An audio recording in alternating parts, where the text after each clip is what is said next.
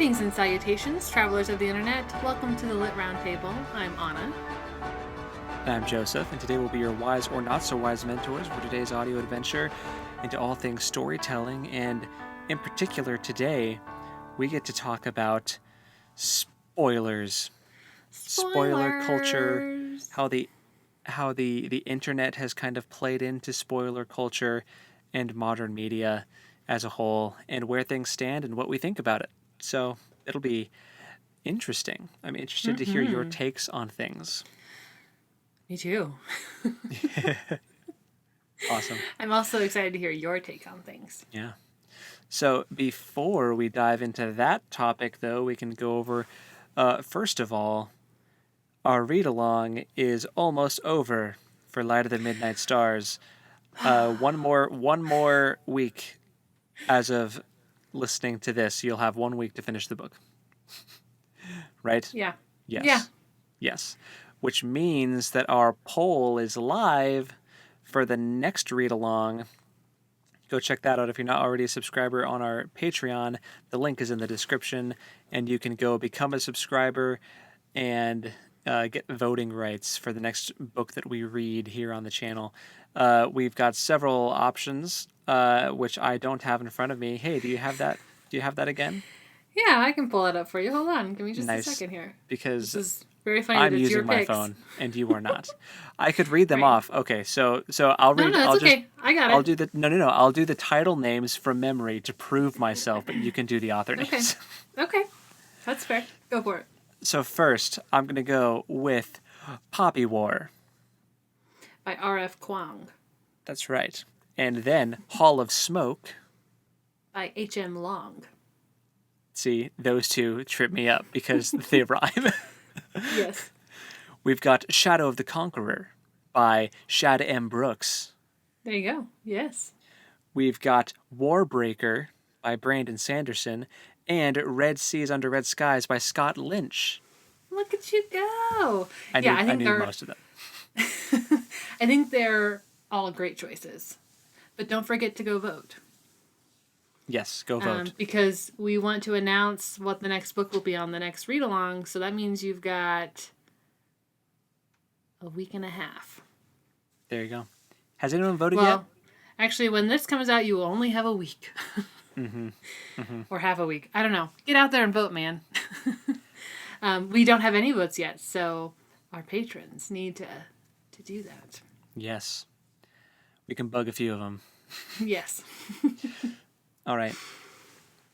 Awesome. So, and now that that's out of the way, we can talk about the usual stuff, what we've been reading, watching, playing, all that. So what you got? Yeah.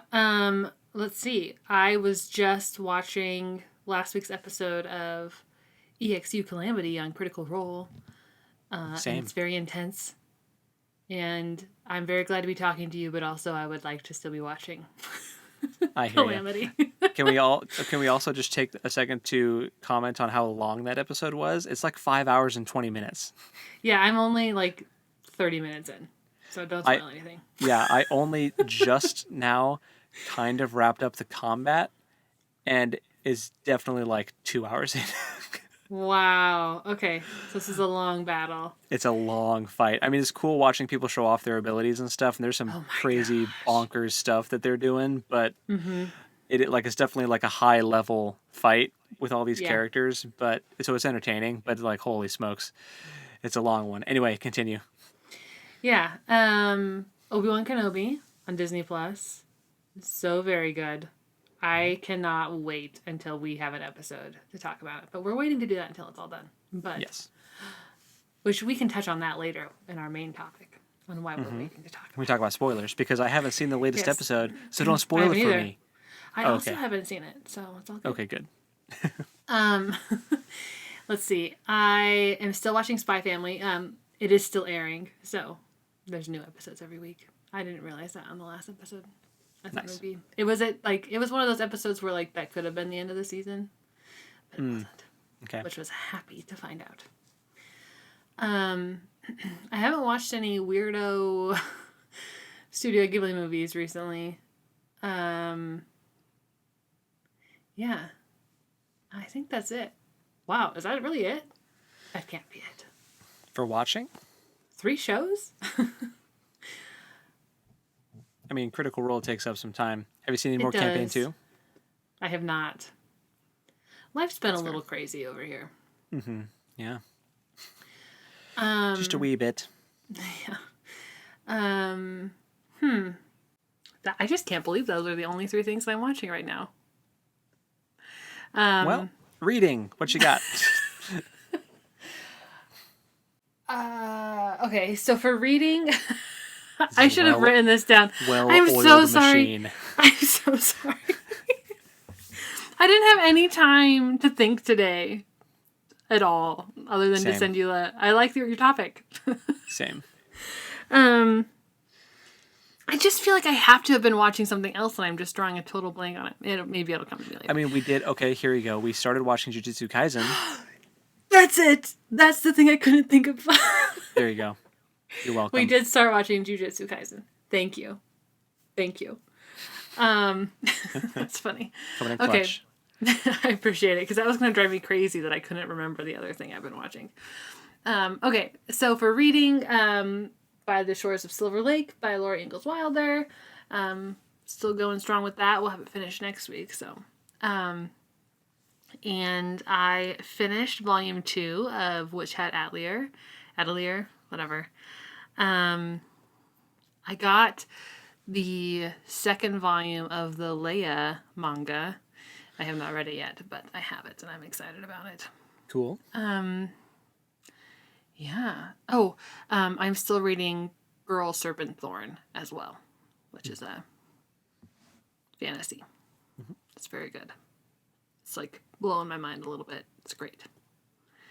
For playing, technically still playing the RPG, although we haven't gotten to meet in a very long time. Yeah, there's been some scheduling conflicts there. Yeah. But it's not all good. Frustrating at all. But, we don't have to go into it.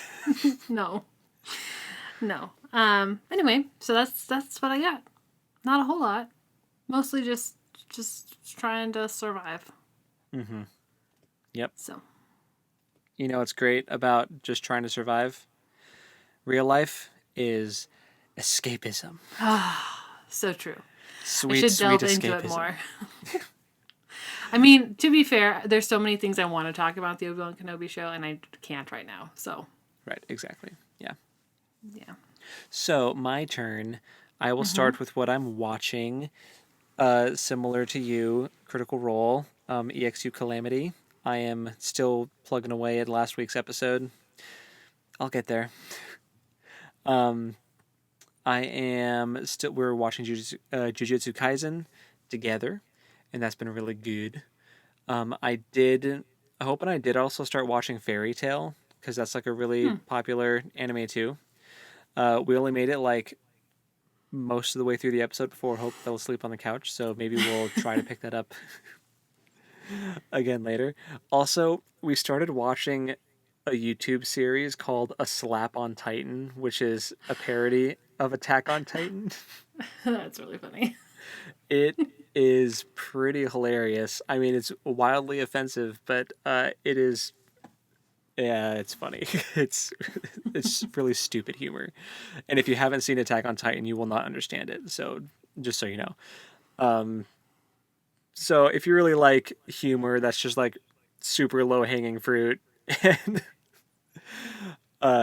you like Attack on Titan, go check it out. It's pretty hysterical.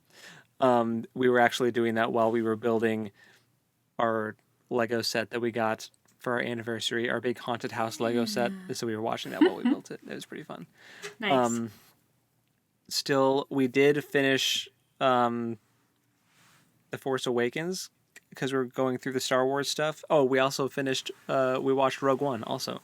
So now the next movie we watch that Hope and I watch while we make dinner is The Last Jedi. So Wait, I thought you were watching them in timeline order, but you're watching them in release order? it's release order, yeah. Oh. Yeah, because we started I with A New remember Hope. that wrong. That makes sense. Mm-hmm. That makes sense. Also, yep, still watching Kenobi. There's a new episode that I need to watch today as soon as we're done with this. That's been fun. It's been exciting. What else was there? I know there was one more thing. Well, I already mentioned Jujutsu Kaisen, so that might actually be it. So for reading, I am still going through Words of Radiance, the second Stormlight Archive book, and that has gotten really, really good. Also, still reading Light of the Midnight Stars, and that's wrapping up in a week. I'm And reading that too. excited about the next book that we pick. Yeah. That'll be good. Yeah, that's pretty much it for my reading, though. My reading list is kind of short for this time. I still haven't gotten a chance to read those manga I picked up, but I will get to it. We did rearrange our bookshelf, though, so now everything's like in proper order. That's exciting. What? I have a question for you about books and order. Okay. The Robert Jordan books. Mm-hmm. The Wheel of Time. I have books 0.5. No, I have 0 through 5. Okay. And you said I cannot read 0 first? It's recommended that you read it after book 5. It's the shortest one, though. I want to read it first. You're not gonna like know the characters as well, and it's like you could read it, but it's just not gonna. I think you'd benefit more if you read it later, just because of the characters that are in it. So then my question is, when you shelve those books, do you put 0 before 1, where Yes. it should go, or do you put it after 5? I still put them Or in it should be read. chronological order, but Okay. just knowing that you shouldn't read that one first. I still put it in chronological order. Okay. Yeah.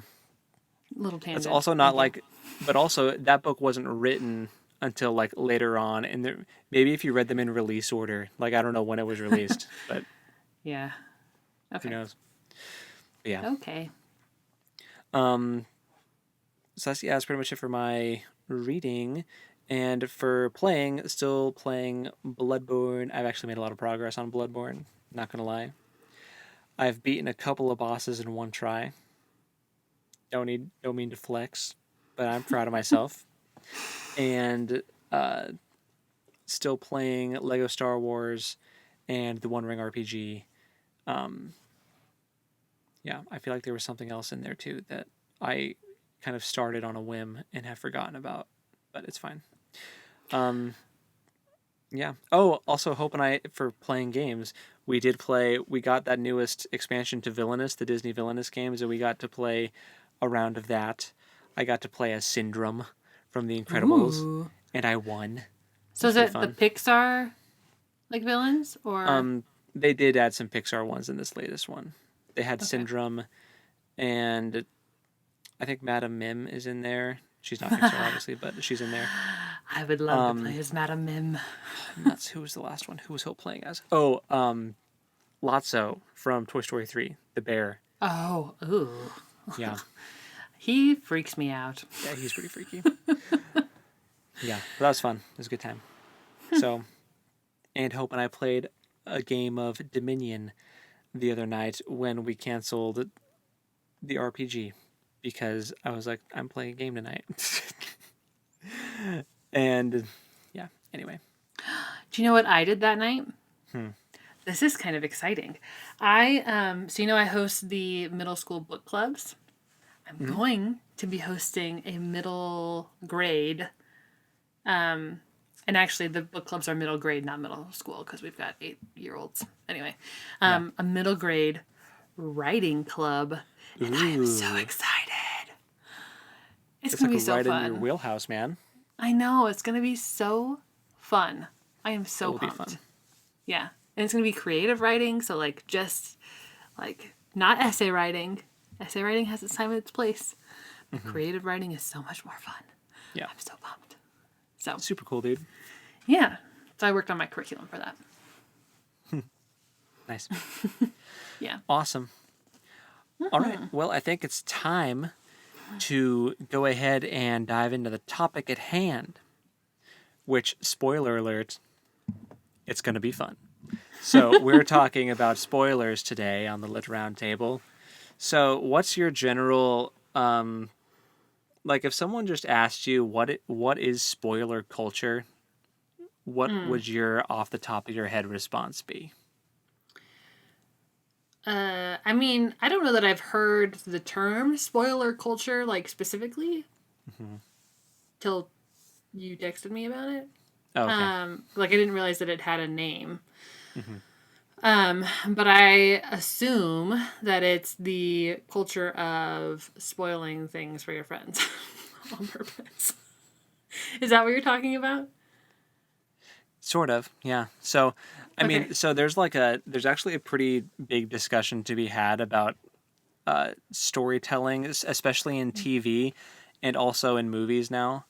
That has the way it has evolved over time to be hyper fixated on avoiding spoilers. Um, Mm-hmm. and really, it all kind of boils down to the internet. Um, As all things do. I mean, the internet has just changed so much about how we live life day to day. Mm-hmm. And it has definitely changed the way we consume media and interact with media and storytelling. So it checks out that I mean, all of this, if you think about it, is pretty like predictable from the beginning. But Sure. as soon as like the first streaming service started, uh, but anyway, so just gonna I kind of mean, not even the first streaming service as much as like the first discussion board. Like I remember being oh yeah, on mm-hmm. like the Lord of the Rings discussion boards when those movies were coming out, and like people would talk about like when the new movie came out, it'd be like, okay, spoilers here, and then they'd go through like things in the movie in great detail. Like we all had read the books presumably on that message board, but we hadn't all seen the movies, so Yeah, you know. yeah, and that's something that that's interesting because that's kind of the first time that had happened where there was a really big adaptation where Mm-hmm. people had already read the books and known the content and known what was going to happen before the screen adaptation came out. Mm-hmm. Another example that we'll dive a little more into is Game of Thrones, because by Mm-hmm. the time Game of Thrones came out, it was just amplified to the extreme with like all the social media, the message boards, the discussion threads, the fan theory or the theory videos, the theory Mm-hmm. crafting videos, and like all of the spoiler culture around Game of Thrones. But before that, if we just rewind a bit to like the way TV used to be, and that is, Mm-hmm. I mean, people enjoyed. It was kind of like the water cooler era, where there would be a TV show that was really popular and really hot at the time, and you'd like talk about it around the water cooler, you know, and you would just kind of chat about it with your friends, and it was just pretty casual, you know. But then like, I was reading an article about this.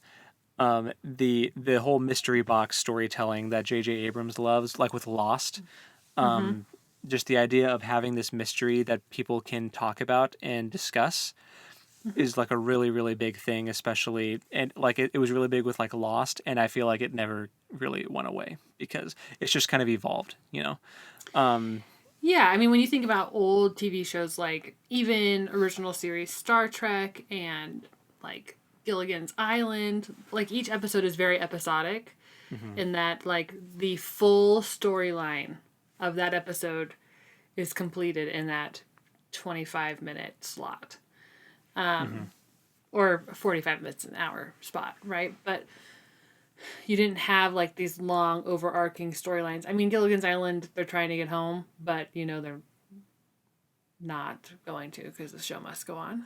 yeah, yeah, But like, it was rare to have a two-parter where mhm, like the story continued through to the next episode, and you could watch them in whatever order. Like you didn't have to watch them in like the order they came out in TV, right, right, and they might be released in a different order than they had been recorded. So, yeah, yeah, for sure. which is very It's different from Lost. Yeah.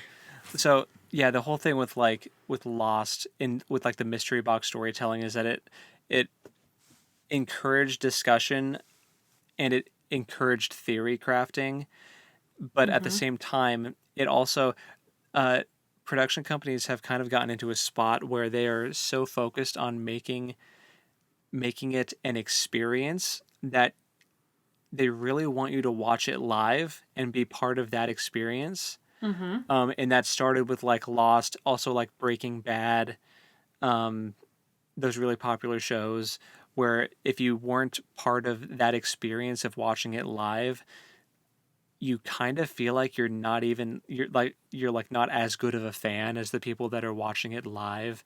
Right. And then you've also got like when Game of Thrones came out.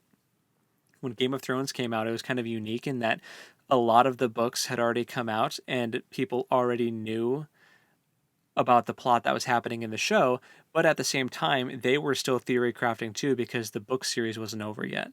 So Right. it was kind of like a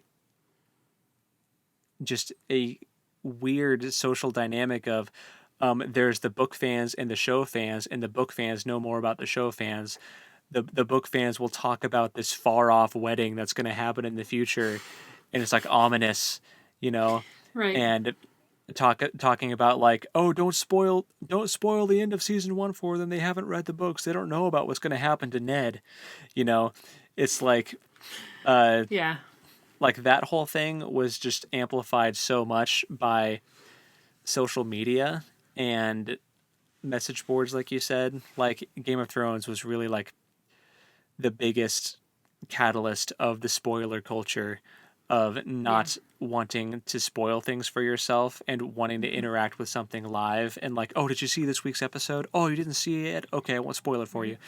So it's just interesting the way the trajectory storytelling has gone to like you have to see it live, otherwise you're not a true fan. And Right. once you see it, shut up about it. Don't talk about it because someone else might not have seen it.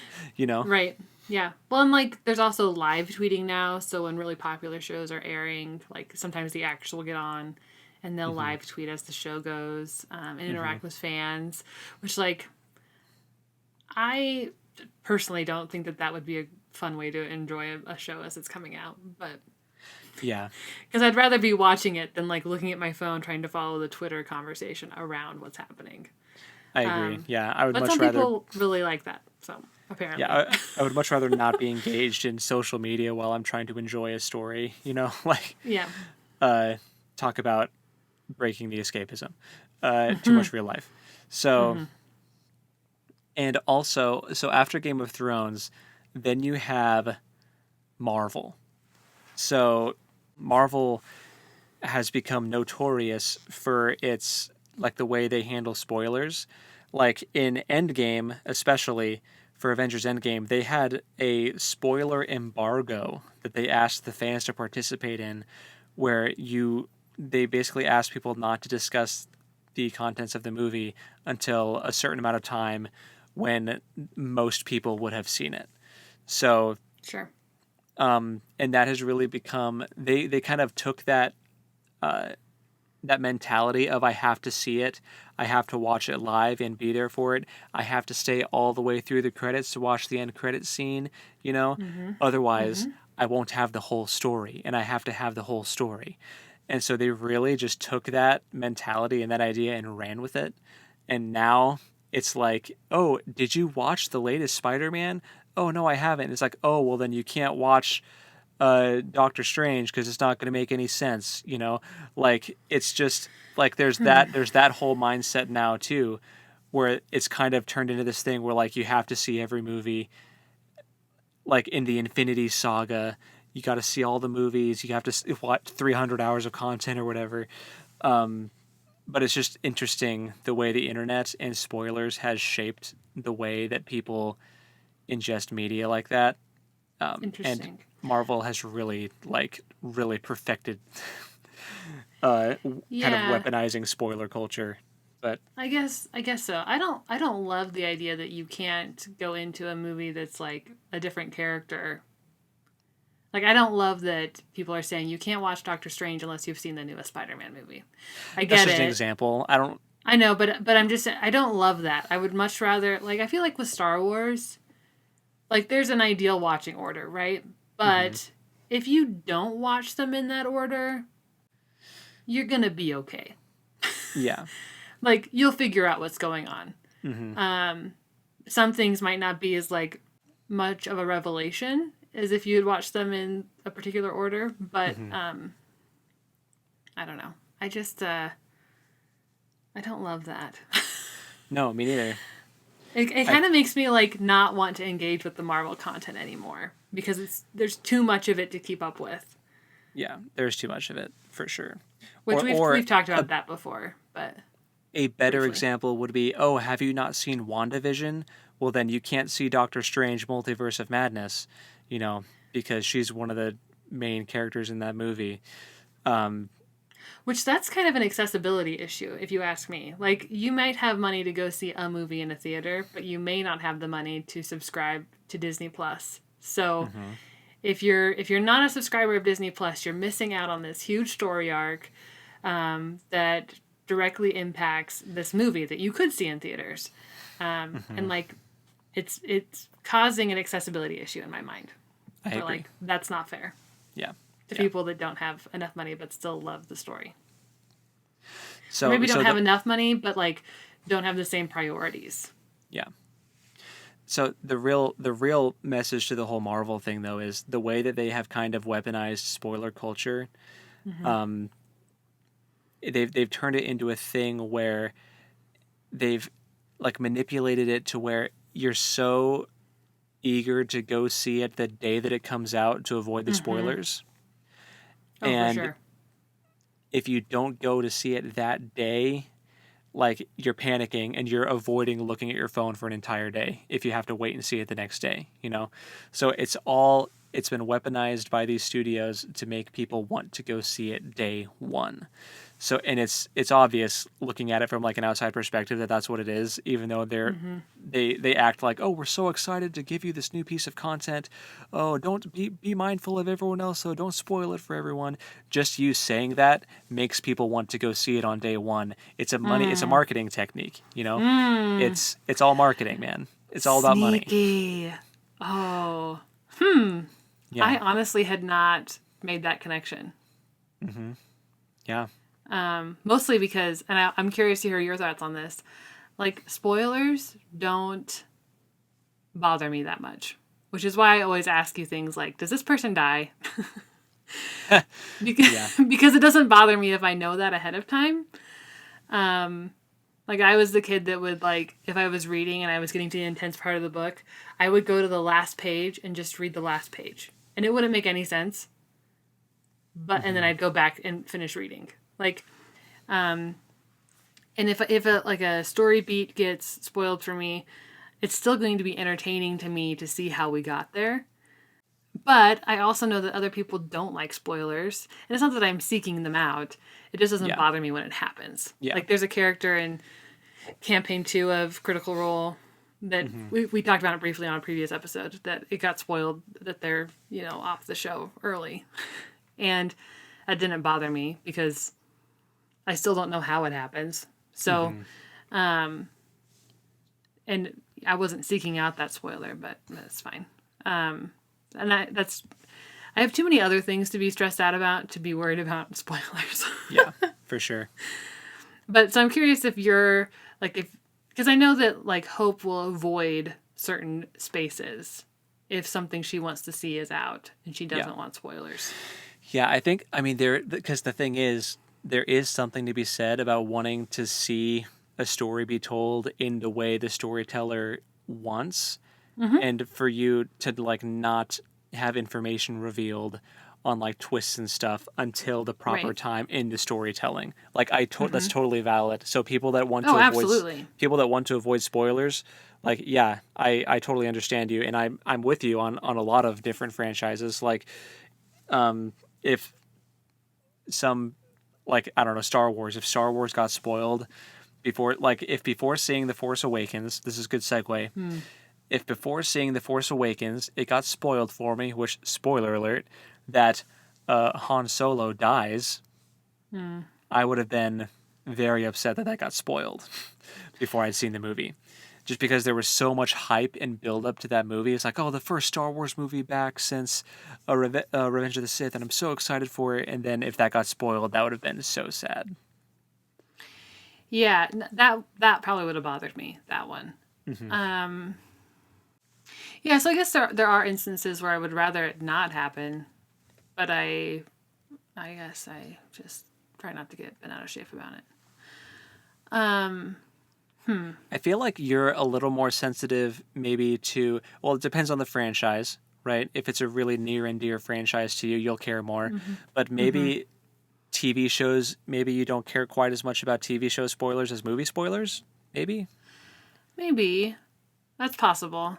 But also, so this isn't really spoiler culture, but the way fan edits exist out in places like Tumblr and Twitter and like there's a lot of times where I'll see something I'm like, I don't know if that's actually a clip or if it's just something that someone who's very good at using computers has like meshed together to make it look like a clip. Yeah.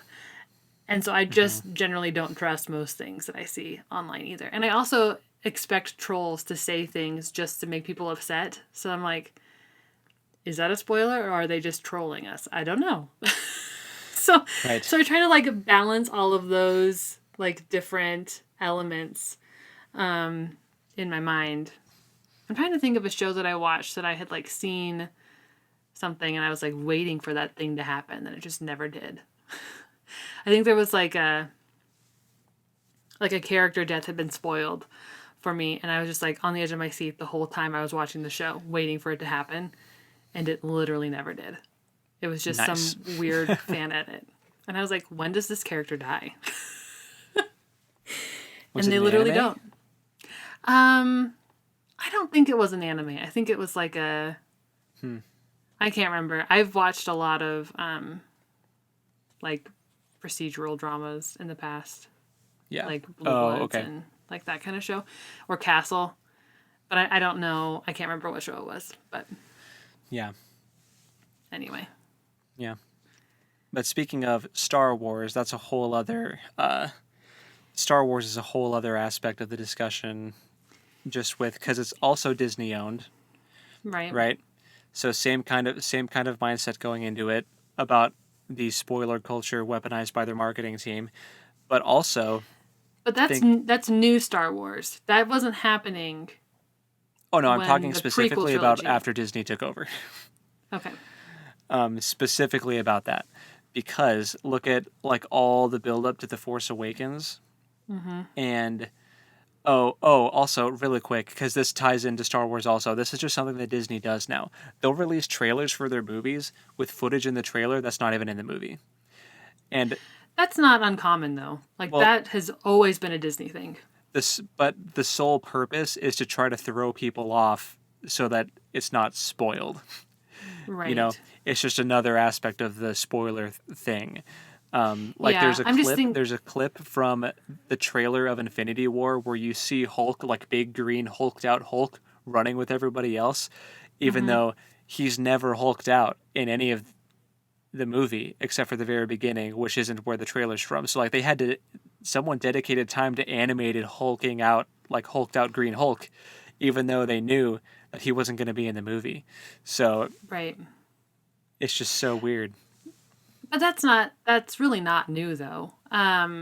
Maybe new in that they're like trying to throw people off the scent of things. Yeah. But like I remember there's like the Mulan trailer had something in it that wasn't in the Mulan movie, the animated one. Yeah. And I can't think of what it was now. But there's like a line that like people quote and think it's from the movie, but it's actually just the trailer. It didn't exist in the movie at all. Like that will happen. Yeah. And that's an animated example. So like, that's again going out of your way to record the audio and get the animation just for the sake of a trailer. But the thing is, that's something that I know what you're saying. Like it definitely happens where clips from the trailers won't make it into the movie, or it's like a different take that makes it into the movie that was actually in the trailer. Like there's some Pirates of the Caribbean clips that didn't make it into the movie that were in the trailer too. But the thing about that Infinity War one is that it's because they didn't want to reveal that Bruce Banner was inside the Hulkbuster suit, like not being able to summon the Hulk, So they created a scene, which that scene is nowhere in the movie at all. Like that like heroes running into the camera shot. Right. But they specifically animated Green Hulk to protect a plot point. Right. So which like makes sense. It's just exhausting to me that that's the point we've come to. Well, and that, I mean, it's kind of a vicious cycle, right? They wouldn't have to do that if we didn't have communities online that were like solely devoted to breaking down what happens in the trailers to determine what's going to happen in the movie. I mean, we're guilty of it. We did a couple We Predict episodes of like what's going to happen in the Ring of Powers, what's going to happen in the Obi Wan Kenobi show, and it's fun to speculate and to like guess what's going to come of your favorite franchises.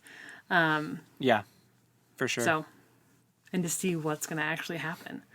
I will say, very briefly, that I am so blown away by the Obi Wan Kenobi show, and it is so much better than I expected.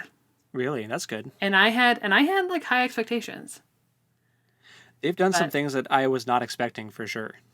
Oh yeah, no, I didn't expect at all. So, and we'll have a whole episode to that because I don't want to. I really like want to be cognizant of that as a currently airing show. You know, but and this will come out after or the same day as the 5th episode comes out, right? Or the 6th episode. I don't know. Which is the last one. Right. I believe the 6th one. You know. So, yeah. So anyway. But getting back into Star Wars as a Disney franchise, what were you going to say about that? That it's very eerily following the same path.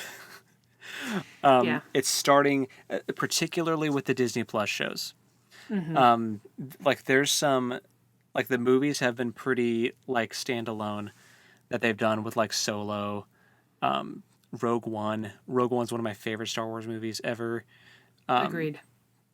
Such a great movie. But if you look at the Skywalker saga films that they made with The Force Awakens, you had J.J. Abrams directing it, the guy that was famous for his TED Talk on the mystery box storytelling, and the guy who did Lost, you know, that one of those OG water cooler shows where you would just talk about it and start theory crafting. What is the island? What's the polar bear thing? What's the mist? You know? So then you have him making the first Star Wars movie, makes all these mystery boxes. All of the fans they have, you know how many Snoke theories I watched when that movie came out? And Rey's lineage theories. It was just, there's so many theories. And then like it just fed into the spoiler culture even more, where like once things did get revealed, it's like, oh, don't spoil it. Like people got so invested in these stories because of this like spoiler culture that has been cultivated by these production companies. It's just a way to get us to keep engaging and hyper fixating on things, you know? Sure. Well, yeah. And kind of along that line, I want to touch on, and maybe you're going to go here anyway, so if you need to redirect me, go for it. But like the way that they are capitalizing on it and expecting people to speculate and make guesses and talk about their shows. But they're also like taking those speculations and guesses and changing how shows go, a la Game of Thrones, to the point where they lost the plot. They were so determined to have the ending not be what people were expecting and guessing that they kind of ruined it, which is sad. There's something to be said about subverting expectations and like creating a story that like people didn't see coming and creating those hooks. But there's also something really valuable in like reading comprehension or story comprehension, where like you're reading and you're picking up the clues that the storyteller is leaving you as they should be, and then drawing a conclusion that makes sense, right? So like if you have a big enough audience and people are going to be speculating and talking about it, chances are that a pretty good handful of them should be able to determine what the end is. That's not bad storytelling. That's good storytelling. But if you're going to change the ending just to avoid that, that becomes bad storytelling. Yeah. Sorry. No, 100%.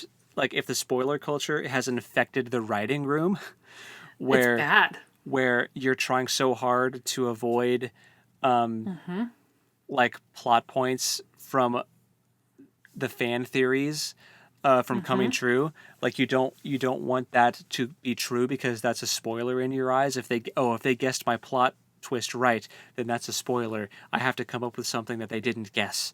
And then you get stuff like season 8 Game of Thrones. And then you get it's just ridiculous. And some aspects of some Star Wars movies that I'm not going to get into kind of feel like they did that. Yes, I agree. So totally. It's just like you said, I totally agree when you say that if you have a big enough audience, someone's going to guess it. But right. And if you're telling a good story, they should be able to. At least kind of. Like, get into the ballpark, right? Yeah. Follow the breadcrumbs. Season 8 of Game of Thrones, they wanted, like, a different game. You thought we were playing basketball? Psych. It's actually cribbage. Cribbage. I don't know. Something you would never expect. But like on the and that's something too about, and this is kind of the difference between, there's an interesting like difference between like the spoiler culture in movies and TV and with books. Book spoilers, I feel like, don't happen as often. Like, so you'll have like footage get leaked, or set photos that got taken by some random person near where they filmed something, know. But when it's a book, it's just someone writing on in a Word document or on a piece of paper, Right. So spoilers in books aren't really as big of a thing, but the theory crafting is still very much a thing. Like with Game of Thrones, again, the whole Jon Snow's parents thing.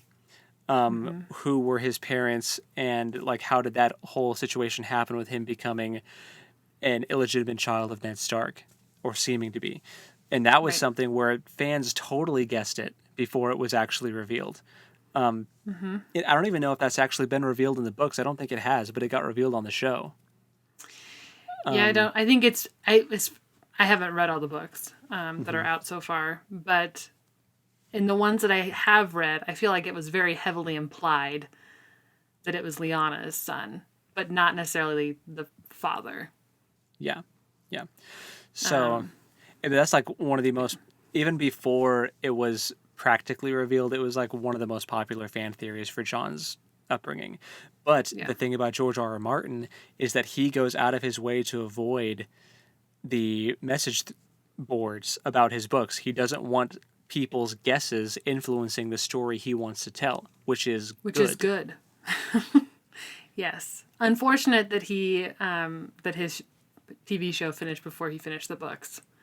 And now it's kind of hard for him to avoid that phenomenon. Yeah. So. I think that a lot of like modern meaning contemporary authors, not modern era authors. I'm not talking about the like John Fowles of the world. I'm talking about like the E.K. Johnstons and the people that are currently writing. Right, the Brandon Sandersons and... Yes. I think that in general, I've seen on Twitter like discourse about how they avoid fan fiction about their worlds because it's so easy to get caught up in it. So, like, as fun as it would be to read someone's fan fiction about your world, it makes returning to the world very difficult as your entity, because then, like, other ideas seep into it. So, yeah. Interesting. Yeah. Because I guess, like, authors will be asked, did you read the fan fiction about this? And they have to be like, no. And I intentionally am not. And am advised to not engage in fan fiction. Yeah. So, specifically, I think it was E.K. Johnston that I saw talking about that because she writes for Star Wars. So, a bigger IP. But. Yes. Yeah. That's where we stand with the spoiler culture. It's just kind of a big, vicious cycle of, don't spoil it. And then people want to go see it that day and then try not to spoil it and probably fail.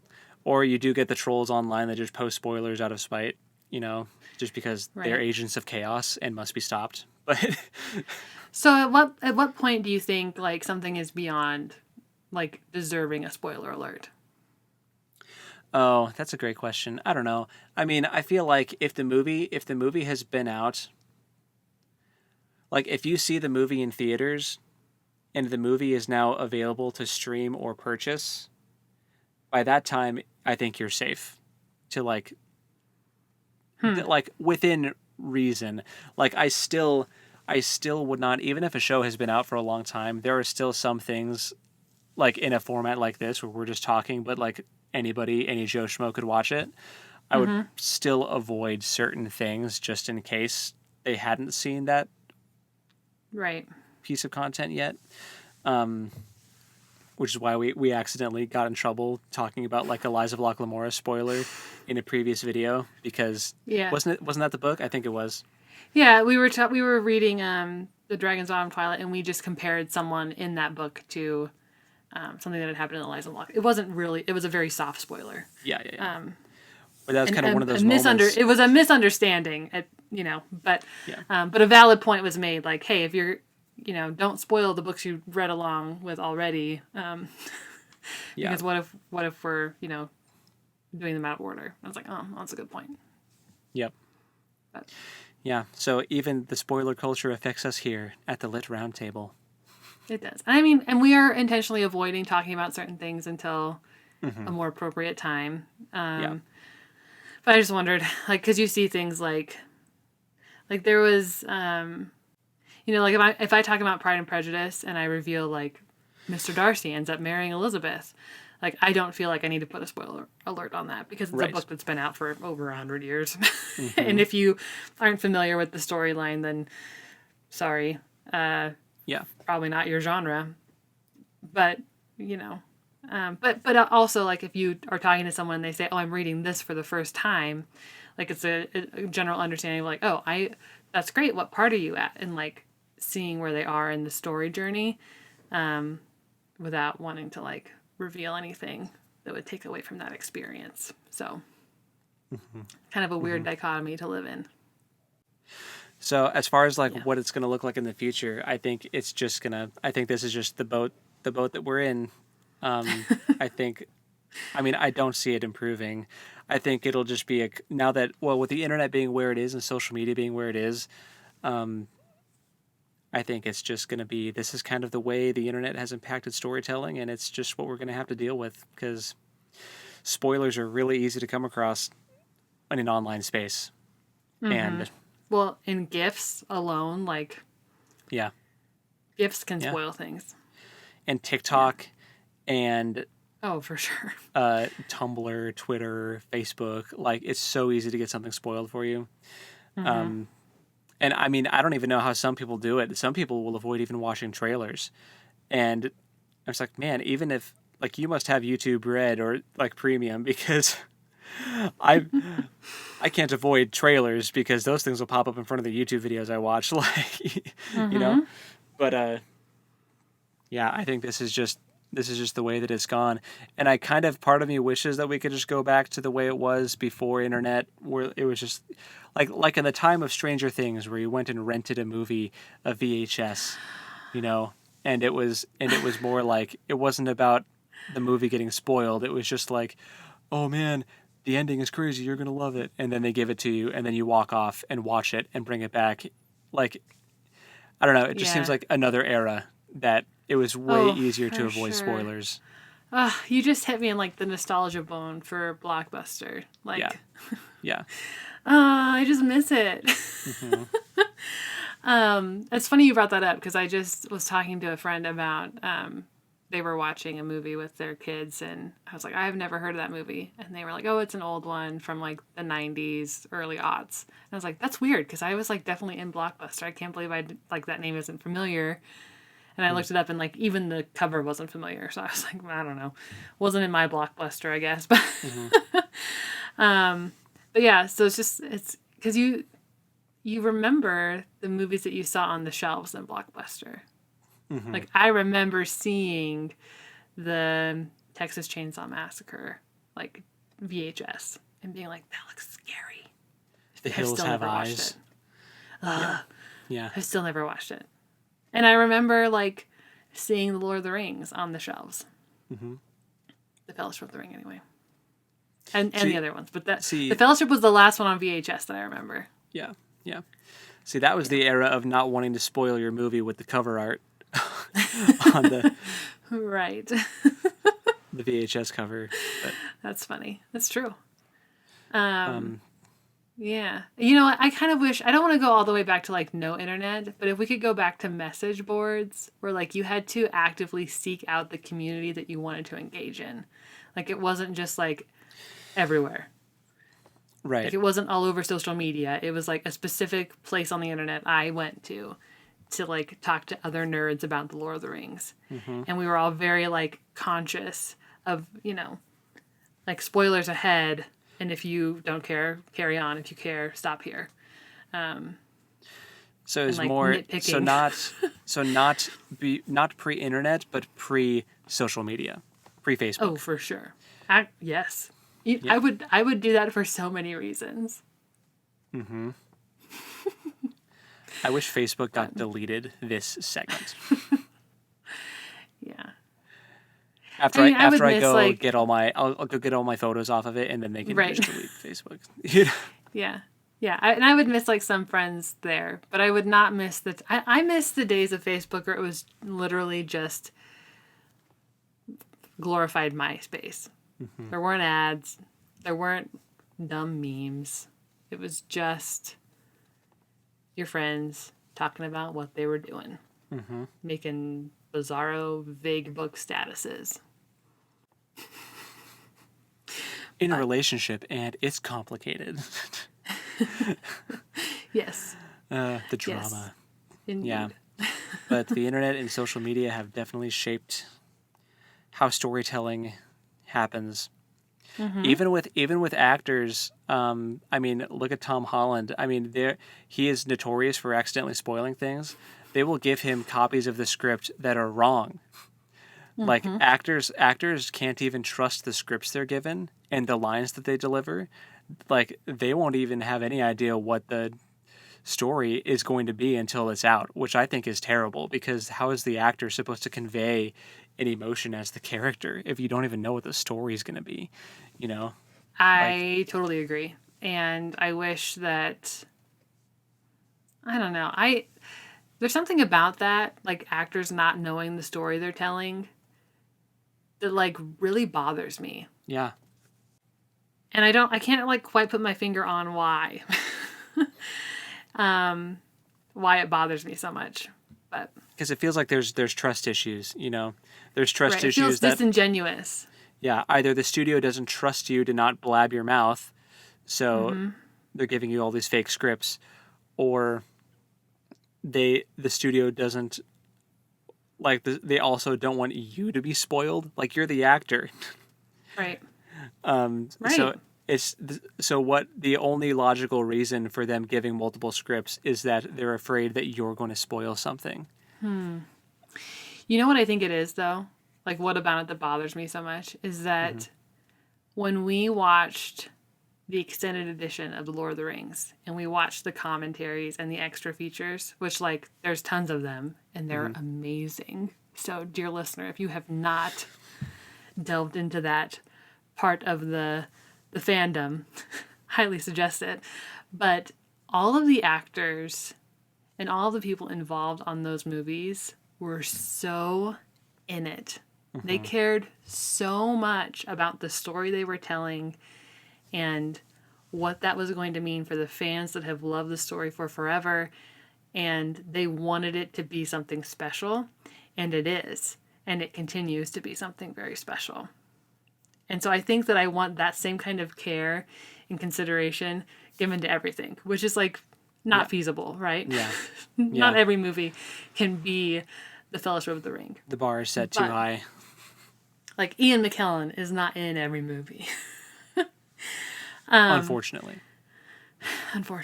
But like I so loved feeling like I was involved in that like camaraderie of like, yeah, this story is worth telling. Like it's a great story.